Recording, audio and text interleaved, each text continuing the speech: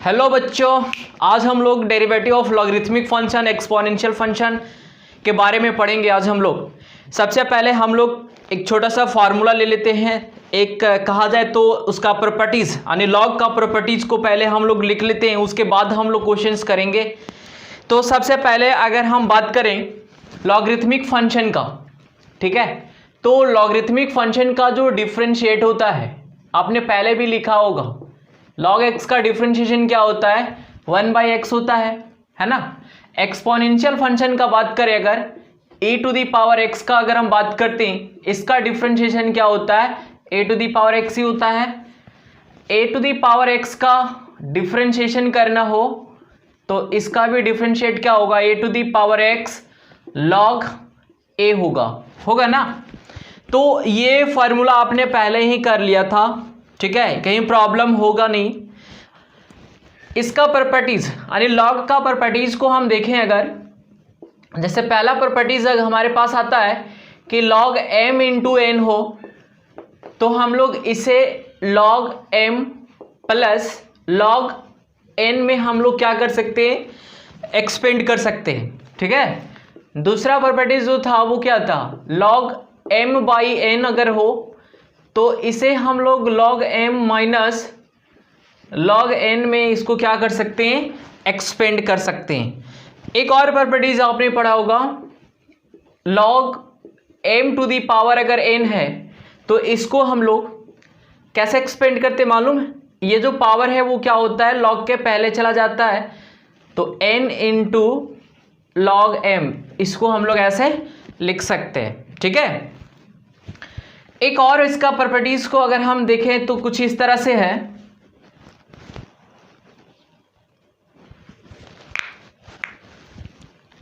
हाँ, एक और प्रॉपर्टीज है वो है log बेस में n है और m, ठीक है, तो इसको कैसे लिखते हैं, log m upon log n, इससे लिखा जा सकता है। एक और है इसका प्रॉपर्टीज कि log बेस में भी a हो और यहां पे भी अगर ये हो तो ये सीधा सी क्या दे देगा, 1 दे देगा, ठीक है, क्लियर है।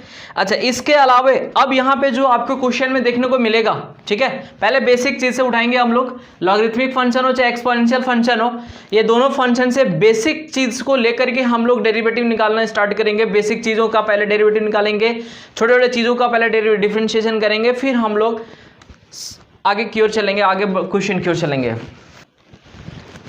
ये आपने पहले ही पढ़ लिया था, ये फॉर्मूला पहले ही कर लिया था आपने, ठीक है। अब यहाँ पे जो नया चीज़ आपको देखने को मिलेगा वो कुछ इस तरह का होगा कि सपोज अगर log z हो और x के रिस्पेक्ट में इसको क्या करना हो, डिफरेंशिएट करना हो, तो कैसे करेंगे, ठीक है। तो सबसे पहले देख रहे हैं कि यहाँ पे जो log का फंक्शन है वो z के टर्म में दिया हुआ है और डिफरेंशिएट हम लोग को जो करना है वो x के रिस्पेक्ट में करना है, क्लियर है। तो सबसे पहले जो फंक्शन है उसको हम लोग क्या करेंगे, z के रिस्पेक्ट में पहले हम लोग डिफरेंशिएट करेंगे, देन z को फिर हम लोग x के रिस्पेक्ट में डिफरेंशिएट करेंगे, ठीक है। बात को समझिएगा, इसी रूल पे हम लोग क्या करेंगे, आगे क्वेश्चन सॉल्व करेंगे। एक और अगर हम बात करें एक्सपोनेंशियल फंक्शन का, अगर e⁻z है, इसको भी हम लोग x के रिस्पेक्ट में डिफरेंशिएट कर रहे हैं, ठीक है। तो सबसे पहले हम लोग क्या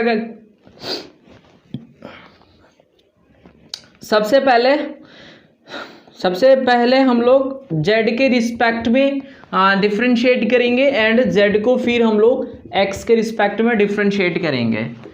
सेम प्रोसेस अगर a⁻z को डिफरेंशिएट करना हो x के रिस्पेक्ट में, ठीक है, तो हम लोग क्या करेंगे मालूम है ना, इसको भी पहले z के टर्म में डिफरेंशिएट करना होगा और फिर z को हम लोग x के रिस्पेक्ट में डिफरेंशिएट करना पड़ेगा, ठीक है, डिफरेंशिएट करना पड़ेगा। तो ये कुछ बेसिक इसके बोल सकते हो कि कुछ बेसिक इसके फॉर्मूले, इसी को यूज़ करके हम लोग आगे क्वेश्चन को सॉल्व करेंगे। तो हमारे पास कुछ एग्जांपल्स है, वो एग्जांपल्स को लेकर के चलते देखते हैं। हमारे पास कुछ क्वेश्चन है इस तरह से, y is equal to e⁻ sin inverse x है, ठीक है। ये फंक्शन को डिफरेंशिएट करना है, डेरिवेटिव फाइंड करना है, ठीक है। कैसे फाइंड करेंगे देखो, तो अभी आपने एक लिखा ना फॉर्मूला कि अगर e⁻z का अगर डिफरेंशिएट करना हो x के रिस्पेक्ट में, तो सबसे पहले हम लोग क्या करते हैं कि उस फंक्शन को z के रिस्पेक्ट में डिफ्रेंशिएट करते हैं, देन z को फिर डिफ्रेंशिएट करते हैं x के रिस्पेक्ट में। क्लियर है? तो यहाँ पे z का काम कौन कर रहा है? साइन इनवर्स x कर रहा है ना, ये z के जगह पे है। तो डिफ्रेंशिएट अगर हम करें both side with respect to x, ठीक है, तो इधर होगा dy upon dx is equal to, differentiate करेंगे e to the power sine inverse x का। अब ये चूंकि z की जगह पे था तो ये नीचे आएगा हमारा, साइन इनवर्स x होगा, फिर साइन इनवर्स x को डिफ्रेंशिएट करेंगे हम लोग x के रिस्पेक्ट में। क्लियर है? e to the power z का आपने डिफ्रेंशिएट, अरे भाई e to the power x का डिफ्रेंशिएशन क्या होता है आपने लिखा ना, यही होता है ना, तो वही चीज़ को लेंगे हम लोग। हाँ, बट यहाँ पे ये साइन इनवर्स x का जब आप डिफ्रेंशिएट करोगे तो कुछ इस तरह से मिलेगा, 1/√(1 - x² मिलेगा ना भाई। ये तो फॉर्मूला है ना, साइन इनवर्स x का आप डिफ्रेंशिएट करोगे तो क्या मिलेगा, 1/√(1 - x²। ठीक है, इसको आप अरेंज करके लिखोगे तो आपका आंसर कुछ इस तरह से आएगा, e to the power sine inverse x upon 1 - x²। ये आपका आंसर हो जाएगा। ठीक है, नोट कर लीजिए इसको। एक क्वेश्चन है इस तरह का कि y is equal to e to the power sine और cos x है। ठीक है, देख लो ये क्वेश्चन है। ठीक है, ये भी हमारा e to the power z के फॉर्म में दिख रहा है, where z is equal to something, यानी z इज इक्वल टू क्या होगा, साइन cos x होगा ना। ठीक है, तो डिफ्रेंशिएट करना होगा, differentiate both side with respect to x हो जाएगा, with respect to x, then dy upon dx is equal to e के power sine cos x upon, देखो ये चूंकि z की जगह पे तो पूरा ये नीचे आएगा, साइन cos x है ना। फिर क्या होगा, ये फंक्शन को आप चेन रूल के यूज करके आप क्या करोगे, डिफ्रेंशिएट करोगे। तो साइन थीटा की जगह पे cos x है, दैट मीन्स ये cos x के रिस्पेक्ट में पहले टूटेगा, फिर cos x का डिफ्रेंशिएट करोगे आप किसके रिस्पेक्ट में, x के रिस्पेक्ट में। क्लियर है?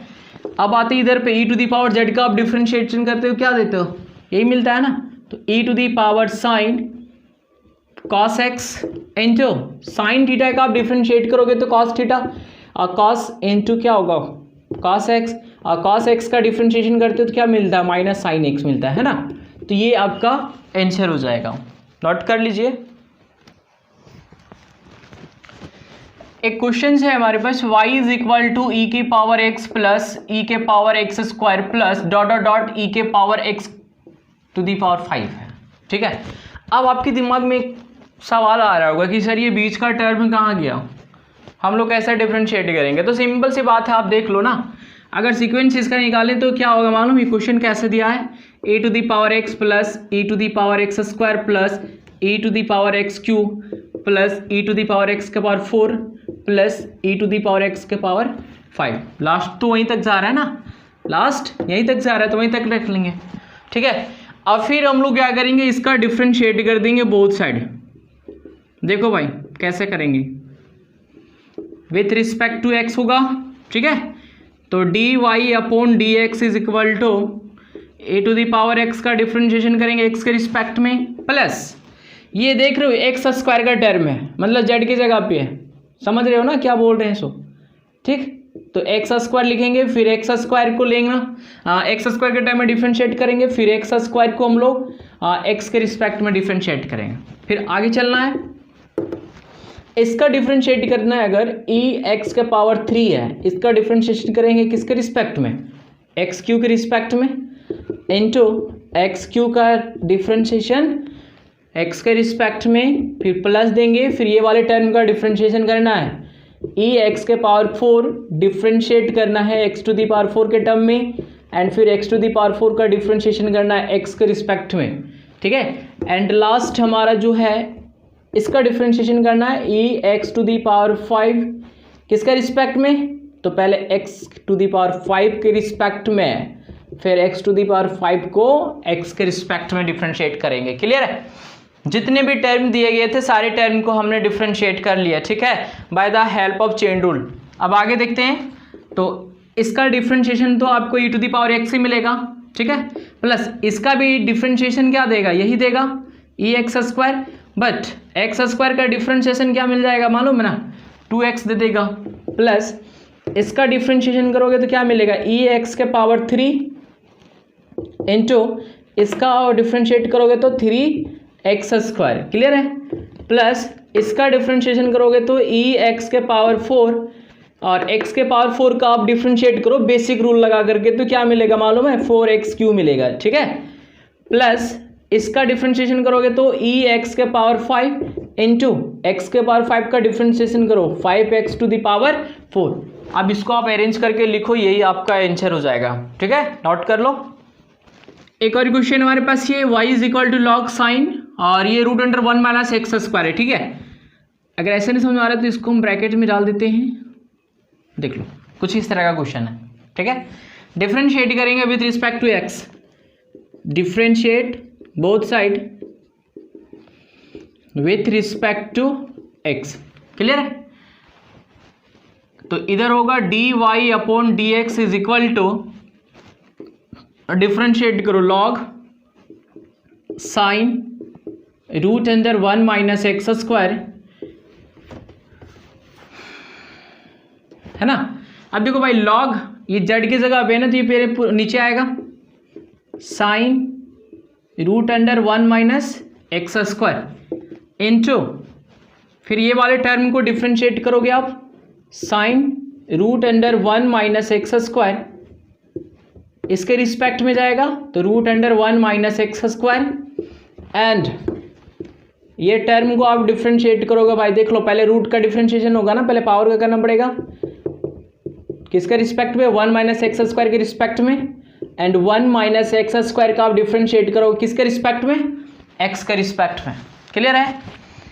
log x का डिफ्रेंशिएशन आपने क्या पढ़ा, 1/x पढ़ा है ना, तो ये होगा 1/x के जगह पे तो ये पूरा टर्म आएगा sin √1 - x², ठीक है, इनटू sin थीटा का डिफ्रेंशिएशन आपने क्या पढ़ा है, cos थीटा पढ़ा है, तो होगा cos 1 - x², ठीक है।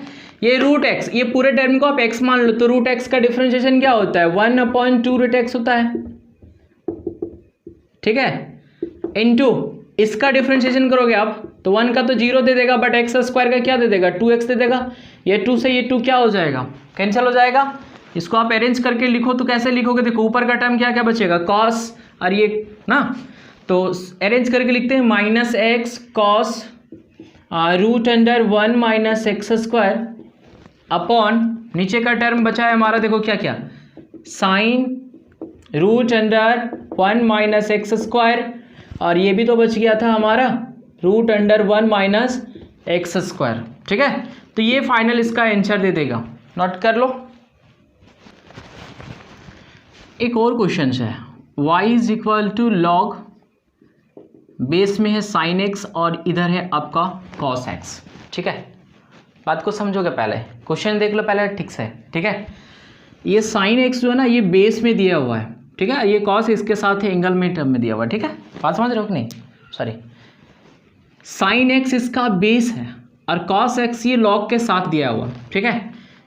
ये फंक्शन को आपको डिफरेंशिएट करना है, कैसे करेंगे, तो अभी आपने एक प्रॉपर्टीज लिखा ना, क्या लिखा था कि log n अगर बेस में n हो और यहाँ पे m हो, ठीक है, तो ये देगा log m upon log n, ठीक है। बात को समझो पहले, ये n का होना चाहिए, बेस में होना चाहिए, ठीक है, तभी तो हम ये प्रॉपर्टीज को लगाते हो या नहीं लगाते हो। तो सिंपल सी बात है, अब हम लोग इस क्वेश्चन को कैसे लिखेंगे मालूम है,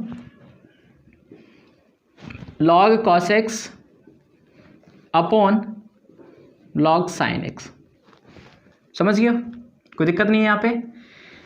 अब हम लोग ये फंक्शन को डिफरेंशिएट करना है, ठीक है। अब ये फंक्शन डिफरेंशिएट जो होगा हमारा वो u/v के फॉर्म में जा रहा है, तो उसी पे टूटेगा, उसी पे ले जा करके बनाना पड़ेगा हम लोग को। तो differentiate both side with respect to x, ठीक है, then dy/dx is equal to, देख लो भाई u/v के फॉर्म में तोड़ रहे हैं इसको, ठीक है। तो पहले v बाहर जाएगा हमारा, तो log sin x हमारा बाहर चला गया, ठीक। अब u वाले टर्म को डिफ्रेंशिएट कर रहे हो तो log cos x होगा ना। देखो ये z की जगह पे तो ये नीचे आएगा, देन फिर cos x को हम लोग डिफ्रेंशिएट कर देंगे किसके रिस्पेक्ट में, x के रिस्पेक्ट। ठीक है, फिर क्या करते हैं हम लोग, माइनस देते हैं। अभी आपने v को निकाला था, अब किसको बाहर निकालोगे, u को। तो u हमारा है log cos x, और अब हम लोग डिफ्रेंशिएट करेंगे किसका, b वाले टर्म का। तो log sin x के रिस्पेक्ट में जाएगा पहले, फिर sin x को x के रिस्पेक्ट में। ठीक है, और अपोन क्या करते हो, b स्क्वायर करते हो ना, तो b के जगह पे क्या है देख लो, तो log sin x का होल स्क्वायर। कुछ नहीं किया हमने, बस जो डिवाइड रूल था ना उसी पे हमने इसको क्या किया, एक्सपेंड कर दिया। ठीक है, अब यहाँ पे देख लेते हैं, log sin x तो रहेगा ही, बट इसका डिफ्रेंशिएशन log x का आप डिफ्रेंशिएशन करते हो तो क्या देता है, 1/x देता है ना। तो x का जगह पे तो क्या है, cos x है ना, सॉरी यहाँ पे लिखते हैं, ध्यान से देखो, log sin x और इसका डिफ्रेंशिएशन किया तो क्या मिला, 1/cos x। ठीक है, एंड cos x का आप डिफ्रेंशिएट करोगे तो क्या दे देगा, -sin x दे देगा ना, कोई दिक्कत नहीं है ना यहाँ पे। ठीक है, फिर माइनस करेंगे log cos x, तो ये हो जाएगा log cos x, क्योंकि ये बाहर था ना, इसका डिफ्रेंशिएट करो, log sin x का डिफ्रेंशिएशन क्या दे देगा, 1/sin x दे देगा ना, और sin x का डिफ्रेंशिएशन क्या दे देगा मालूम है, cos x। क्लियर है, एंड डिवाइडेड बाई क्या होगा, नीचे क्या था देखो, log sin x का होल स्क्वायर। ठीक है, कोई दिक्कत नहीं। अब ये sin x अपन क्या, sin x अपन cos x क्या दे देगा, 10x दे देगा, बट माइनस में है। ठीक है, तो minus 10x log sin x। ठीक है, फिर माइनस करेंगे और cos अपन sin क्या दे देगा, cot दे देगा, तो cot x, और इधर क्या है log cos x। ठीक है, डिवाइडेड बाई क्या हो जाएगा देख लो, log sin x का होल स्क्वायर। ठीक है, ये आपका आंसर हो जाएगा, नोट कर लो।